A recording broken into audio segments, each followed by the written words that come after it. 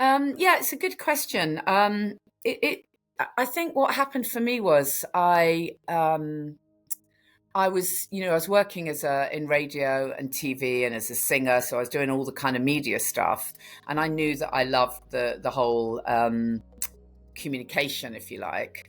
But then it wasn't until I got pregnant with my first child, um, and I had my kids really late. So I got pregnant with my first son, and I wasn't planning to be pregnant. I wasn't planning to have any kids. It's quite hilarious now when you look back. I've got four, but I really wasn't intending to have any. I was just a complete career girl, total rock and roller, not the slightest bit interested in having kids. And then when I found out I was pregnant, and that was interesting because they thought he was an ovarian cyst. And then suddenly, all of a sudden, it was almost like everything flipped 360. And suddenly I desperately wanted this baby. And so in that moment, it was as if I just literally went 360 and decided in that moment, right, I want to do absolutely everything holistically. And I'd already been interested in good mindset, good nutrition, but I hadn't made much of it, if you know what I mean. But then suddenly, the second I found out I was pregnant, I was absolutely determined and on a mission.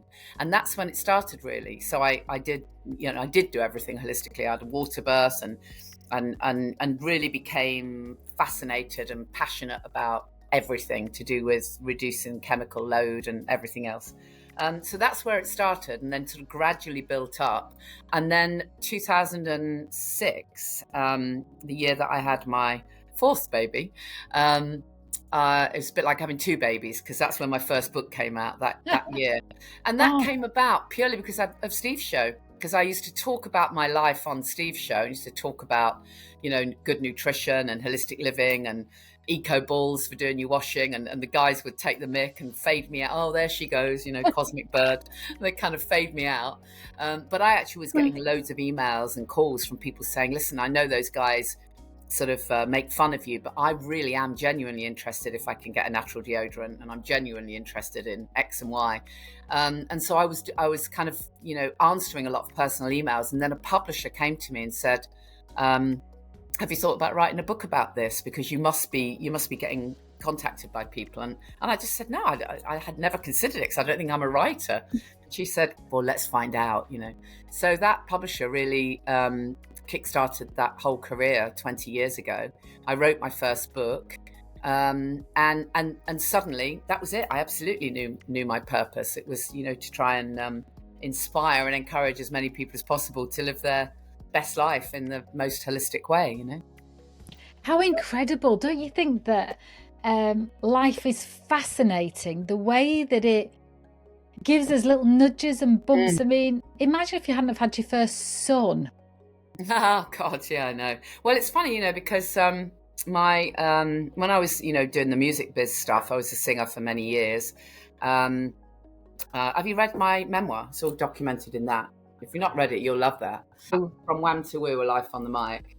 And when I wrote that, I wrote the section in there about when I was singing, and I had a hit in 91, and I was touring, and I will always remember one conversation on the plane that I had with my music manager.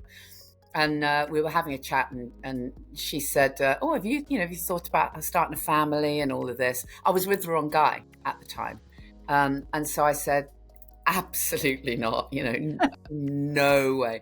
And she said, "Well, if you were, when you were the right person." I said, "There's not one hope in hell." I said, I don't have a biological clock. I've heard women talking about it. I don't have it. I really don't."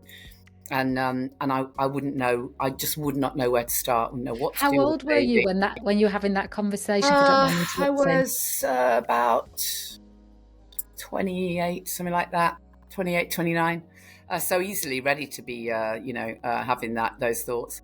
But yeah, I was absolutely adamant. And because my own upbringing wasn't great, I had no modeling for mothering in any way. So I kind of said no. I think I probably thought, I'm not sure I would have voiced it, but I think probably at some level what was going on was I knew that